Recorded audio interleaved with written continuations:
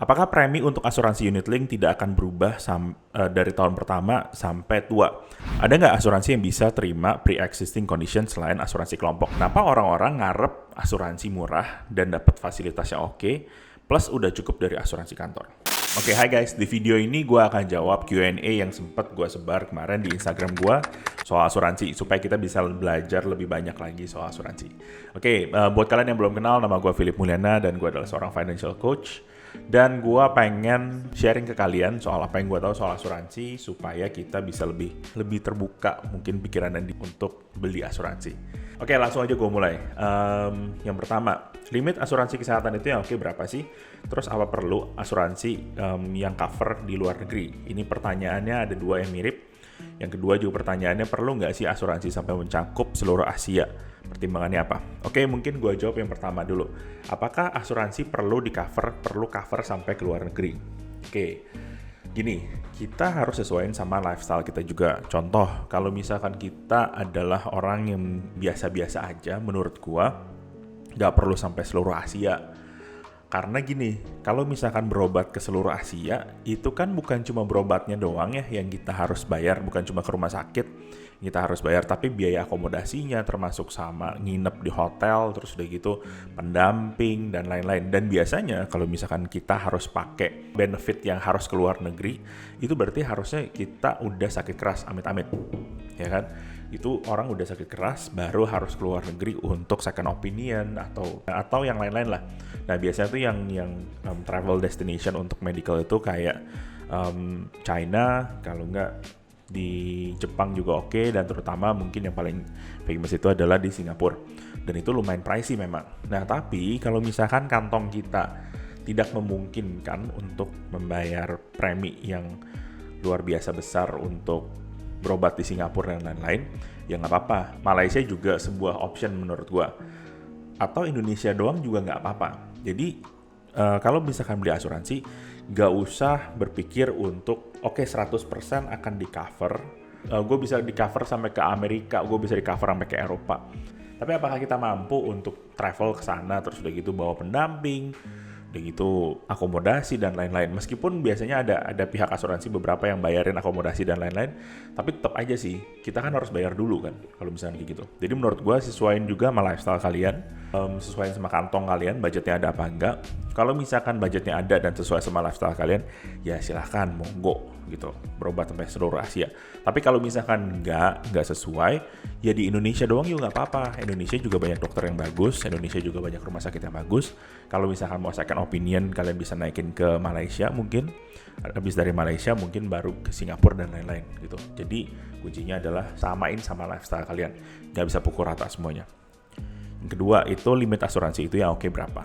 Jadi gini, sekarang ini kan banyak kan asuransi itu yang on bill. Artinya itu item-item yang di cover di asuransi kesehatan itu sudah sesuai tagihan ya kan. Ada beberapa yang harus kita perhatiin kalau misalnya sesuai tagihan semuanya. Asuransi kesehatan yang on bill itu lebih mahal biasanya dibanding asuransi kesehatan yang masih pakai plafon yang zaman dulu. Oke, ya misalkan operasi kecil berapa, operasi sedang berapa, operasi besar yang kayak gitu yang masih ada plafon-plafonnya.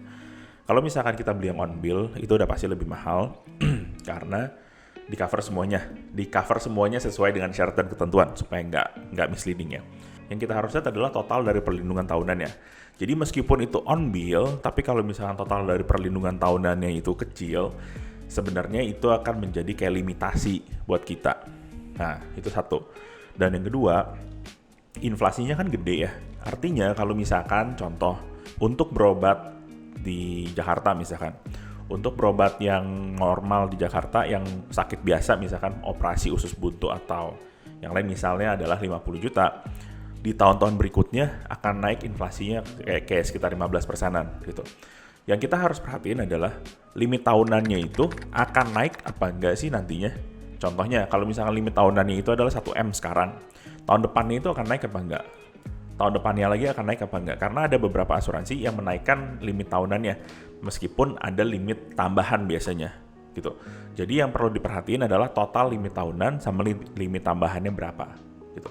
Tapi yang pasti gue akan saranin kalian lebih ke budgetnya sih. Budget kalian itu jangan dipaksain untuk untuk bisa mengcover sebanyak mungkin, tapi budgetnya itu lebih seefektif mungkin.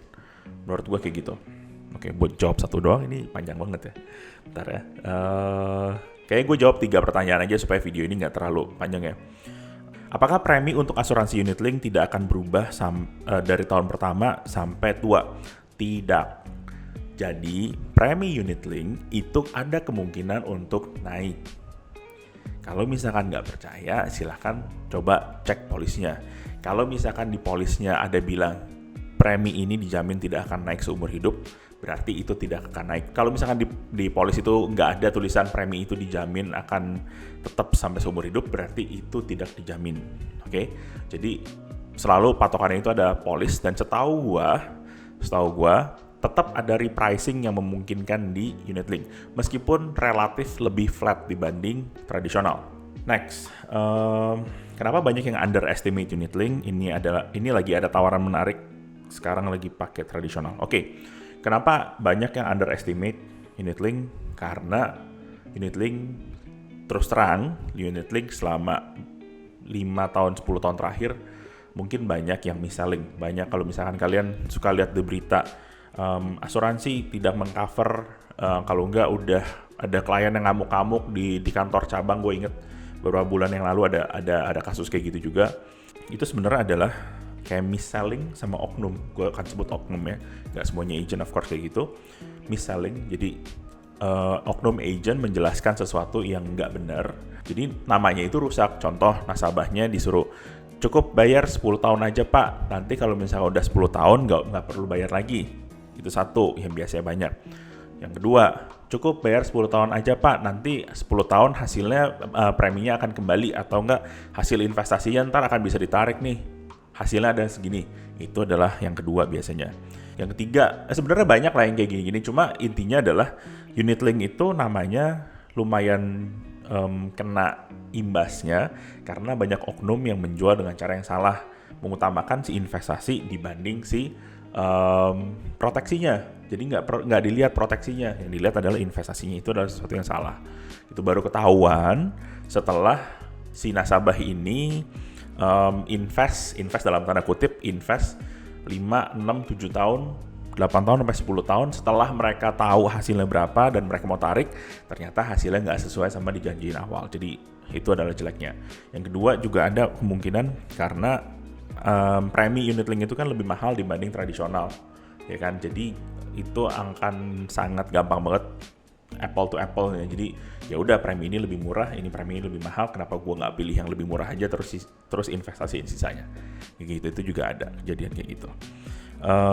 Oke, next, ada nggak asuransi yang bisa terima pre-existing condition selain asuransi kelompok? Oke, yang belum pernah dengar soal asuransi kelompok, itu kayak tunjangan kesehatan buat kantor. Kalau misalkan kita menjadi karyawan suatu kantor, kita kan nggak ditanyain, lu udah pernah sakit apa, udah pernah ke dokter, udah pernah ke rumah sakit belum selama 5 tahun ini. Tapi kan kita biasanya langsung dapat tunjangan kesehatannya kan. Nah ini sama kurang lebih asuransi kelompok tuh kayak gitu. Ada nggak sih yang terima pre-existing condition? Ada.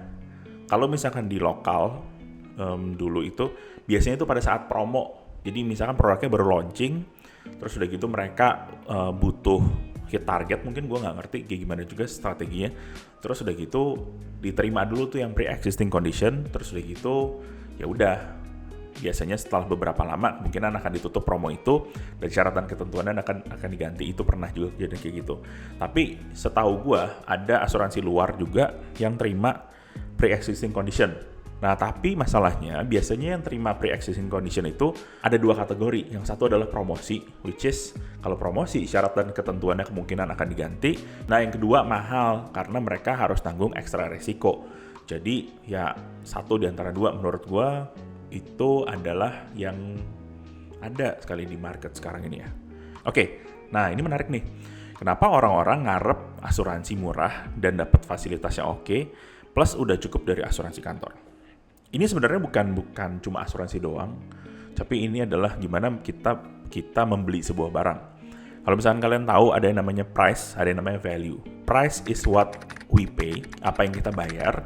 Value adalah what we get, apa yang kita dapetin gitu. Kalau orang melihat value-nya itu lebih gede dibanding price-nya, orang itu akan beli. Kalau misalkan dia punya duit, dia akan beli price-nya. Tapi kalau misalkan dia ngelihat price-nya itu di bawah dari value-nya, dia nggak akan beli barang apapun itu. Asuransi, mobil, gadget, apapun itu. Gitu. Karena dia ngelihat, ya nggak worth it dong. Kalau misalkan gue keluarin duit segini, gue cuma dapet value segitu. Ya kan? Oke, balik lagi ke masalah asuransi. Kenapa orang masih ngarep asuransi murah dan dapat fasilitas oke, atau sudah cukup dari asuransi kantor? Kemungkinan orang yang kamu tawarin itu memang nggak ngeliat value-nya asuransi. Which is ya nggak masalah. Itu berarti mungkin kamu berbicara di target market yang salah, or orangnya itu memang belum aware soal asuransi. Ya itu kan memang ada orang yang menganggap asuransi itu nggak penting, ya nggak apa-apa. Berarti memang kamu harus edukasi, or memang orang itu masih belum ngerti aja, nggak masalah sebenarnya. Gue tuh nggak pernah setuju pernyataan yang semua orang harus punya asuransi. Nggak gitu juga sih menurut gue. Semua orang nggak harus punya asuransi. Nggak seperti kayak kita itu harus bernapas. Itu beda menurut gue. Kita harus bernapas untuk hidup, kita butuh oksigen buat hidup. Yes, itu adalah sebuah kebutuhan. Tapi semua orang butuh asuransi? Tidak. Orang-orang yang tidak melihat asuransi itu penting, ya nggak apa-apa. Berarti mereka memang belum butuh asuransi. Oke, jadi kalau misalkan kamu ketemu satu orang yang ngelihat asuransi itu belum penting, ya mungkin karena dia belum melihat value-nya dari asuransi itu. Tugas kamu mungkin edukasi, atau enggak, ya udah gitu. Karena tanggung jawab kita cuma segitu. Kita harus tahu kalau misalkan ada hal di dunia ini yang kita bisa kendaliin, ada hal yang kita nggak bisa kendaliin, dan opini orang lain terhadap satu barang itu udah kita nggak bisa kendaliin. Kamu bisa influence tengah-tengah, tapi sampai at certain end nggak bisa terlalu dipaksakan juga. Ya nggak apa-apa. Itu nggak bisa semua orang ngelihat point of view kamu. Oke, kalau misalkan kalian ada pertanyaan yang lain atau kalian ada komen yang lain, kalian punya opini yang lain, please komen di bawah ini, dan jangan lupa like supaya konten yang seperti ini bisa lebih kesebar ke orang yang banyak. Gue di sini bukan untuk menjual asuransi. Kalau misalkan kalian nanya kalian mau beli asuransi, jangan tanya ke gue. Mungkin banyak agent yang lebih capable untuk menjawab pertanyaan-pertanyaan ini, tapi gue adalah untuk mengedukasi kalian. Asuransi itu adalah bagian dari personal finance kalian. Kalian mau pakai, mau nggak pakai, terserah kalian. Tugas gue adalah gue pengen mengedukasi aja. Kalau misalkan kalian suka dengan konten kayak gini, jangan lupa like supaya bisa nyebar ke orang lebih banyak lagi, supaya Indonesia bisa lebih teredukasi lagi soal personal finance. Gue Philip Mulyana, thank you very much, bye-bye.